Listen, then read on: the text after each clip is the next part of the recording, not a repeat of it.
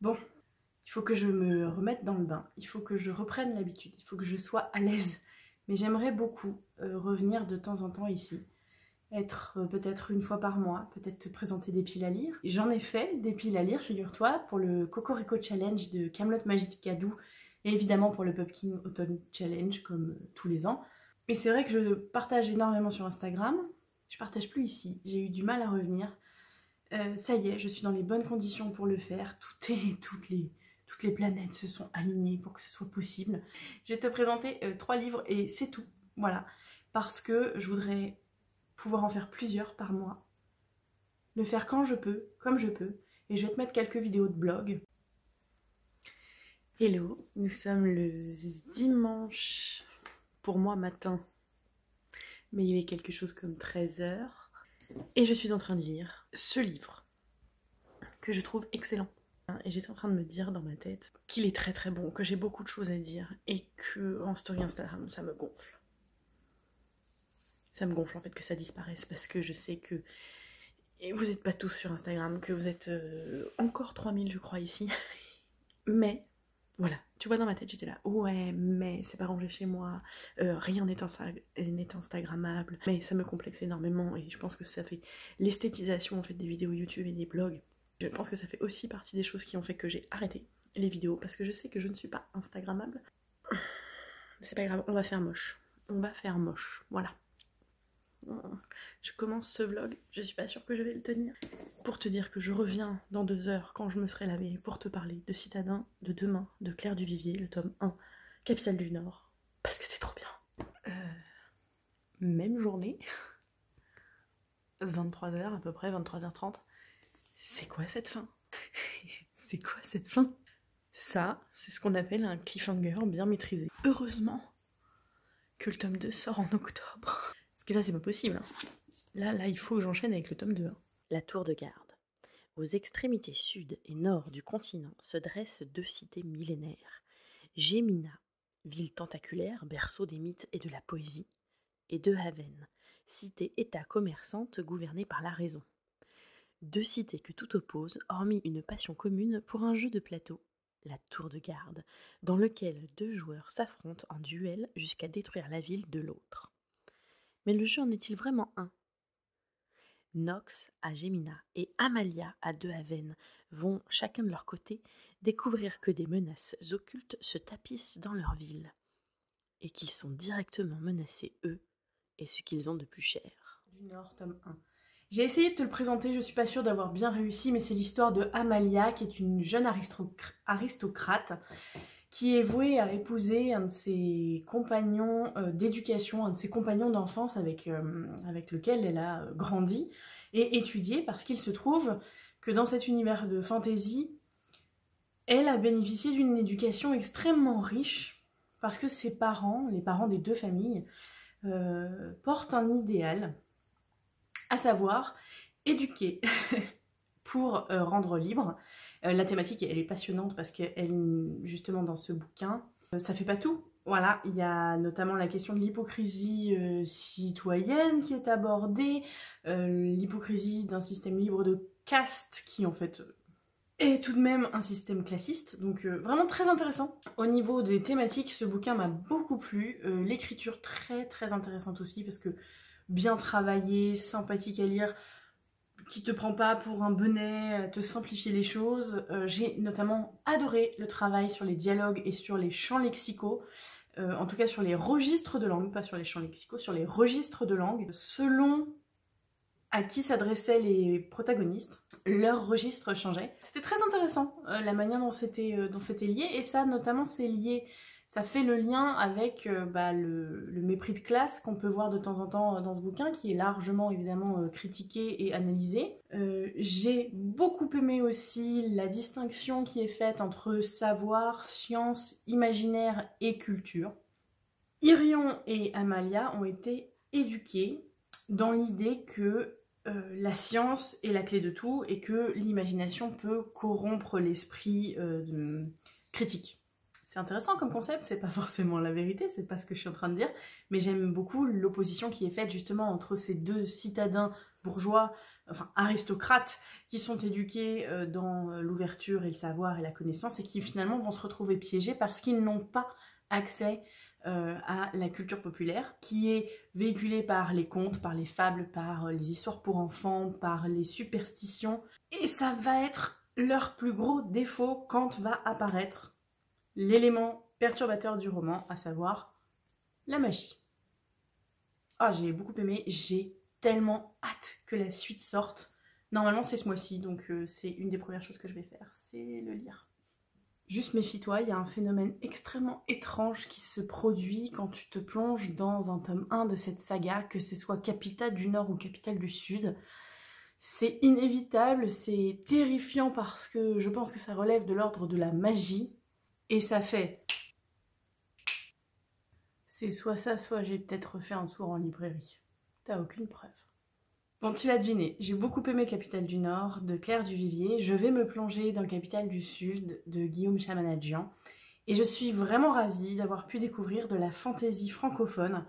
Un projet très audacieux, très ambitieux aussi de la part des Forges de Vulcain, parce que c'est pas forcément sûr que le public soit au rendez-vous, et de se lancer dans une saga de cette importance et de cette originalité dans un contexte éditorial assez difficile, ça forge le respect, et j'espère que j'ai pu te donner envie de le lire.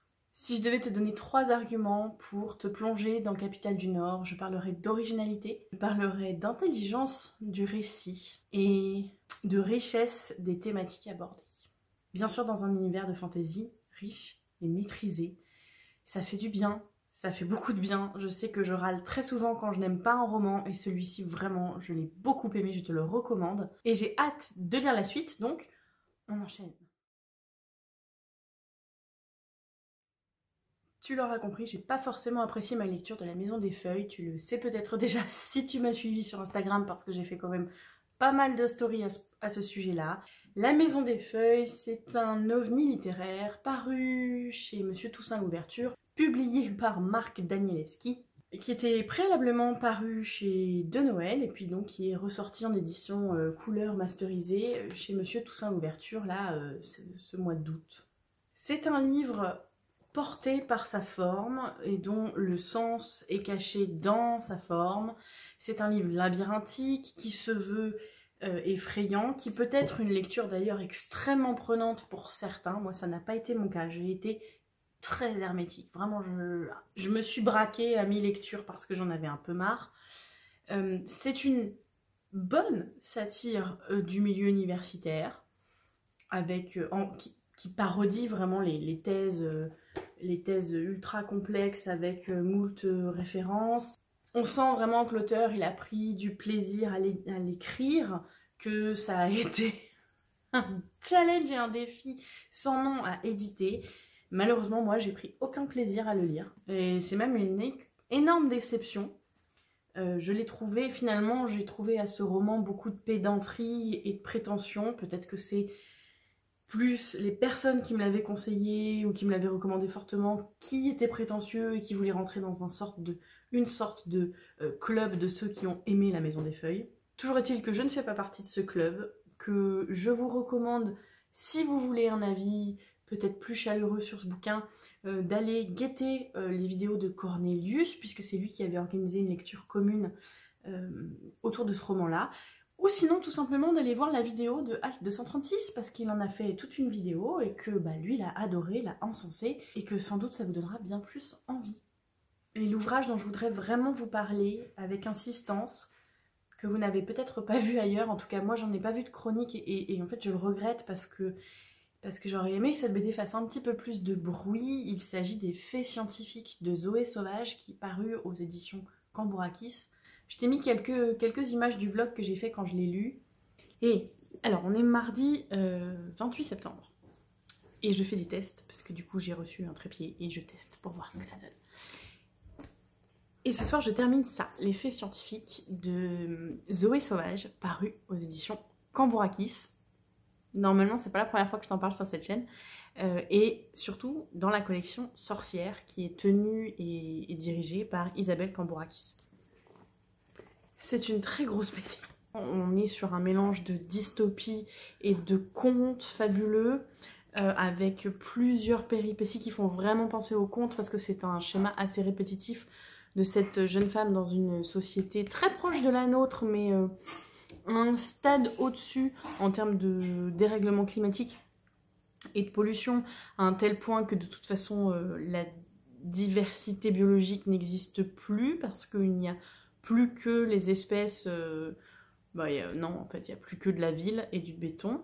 Même pas, les espèces domestiques, elles n'ont pas survécu non plus. Enfin bon, bref, sous couvert de fable, le personnage principal va se retrouver dans un parc qui s'appelle Ecotopia, qui est dirigé par une caricature de Steve Jobs. C'est ça, un mélange de Steve Jobs et de Elon Musk. Et elle, sous couvert d'amour de la science, parce que c'était une grande scientifique en devenir, elle veut une bourse en fait.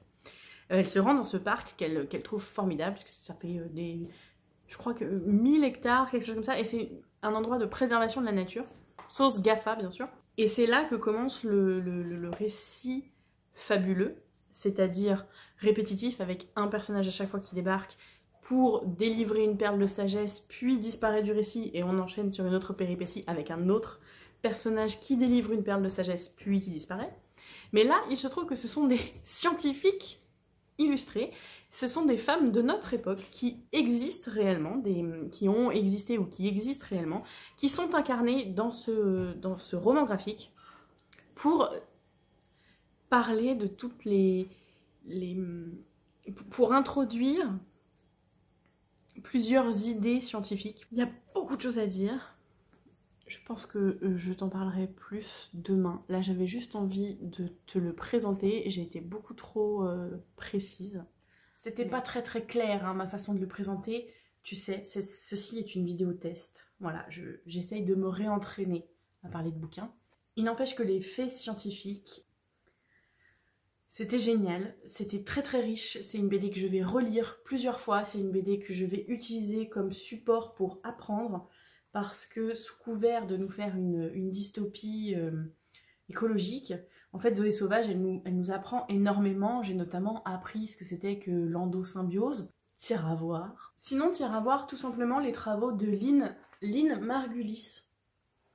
Voilà, qui est une des faits scientifiques présentes dans cette bande dessinée et qui est effectivement la scientifique qui a mis en lumière l'endosymbiose. On touche à plein de sujets très très riche et très varié, que ce soit la science ou l'écoféminisme, parce qu'effectivement, évidemment, tu te doutes bien que ces femmes dont il est question ici, quand elles ont sorti leurs théories, est-ce que tu penses qu'on les a écoutées?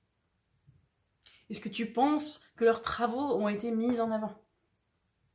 Et du coup, les mettre en avant comme ça dans de la narration, en les présentant comme des bienfaitrice pour l'héroïne principale, c'est génial et nous, ça nous permet d'apprendre énormément. Donc n'hésite pas, vraiment si tu peux l'emprunter, je sais qu'elle est un petit peu chère, un petit peu, bon, elle est à 26 €. Je sais que tu vas me dire, ouais alors je sais pas, le style graphique c'est vraiment très étrange par rapport à ce que j'ai l'habitude de lire, moi je suis pas forcément fan, c'est trop contemporain pour moi. Non, c'est pas trop contemporain pour toi parce que c'est maîtrisé. La narration de cette bande dessinée, elle est folle.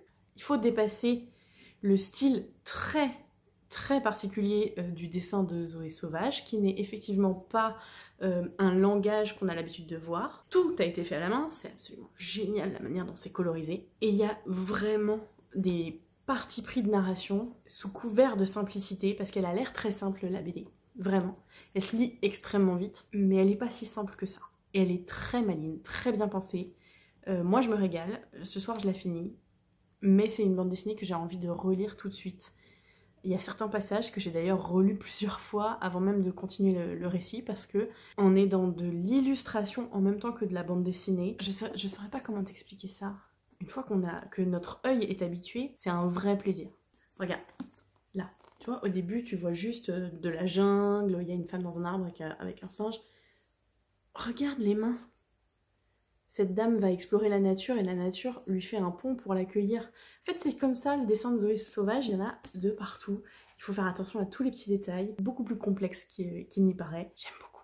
Malgré ce qui pourrait paraître de prime abord Pour moi, rien n'est laissé au hasard dans la manière de raconter cette histoire et c'est vraiment un coup de cœur, je pense que tu l'auras compris, ça fait quand même plusieurs minutes que je suis très extatique. Oui, c'est vraiment un coup de cœur, j'ai adoré cette bande dessinée, je te la recommande 100%. Il faut oser sortir de sa zone de confort en termes d'identité graphique parce que je sais que c'est pas ce qu'on a l'habitude de voir ici et que c'est autre chose qu'un style très doux, très rond, en tout cas très facile, très confortable. On n'est pas dans quelque chose de confortable, mais on est dans quelque chose d'étonnant, d'intriguant, qui va te faire découvrir beaucoup de choses. C'est aussi assez grisant de voir les GAFA tourner en ridicule, et il n'y a rien de triste ni de désespérant dans la manière de parler d'écologie de Zoé Sauvage. Je te donne pas la conclusion de la BD, mais la réponse, on l'a déjà, la réponse à la grande question de comment on va s'en sortir, parce que là ça commence à être vraiment la merde.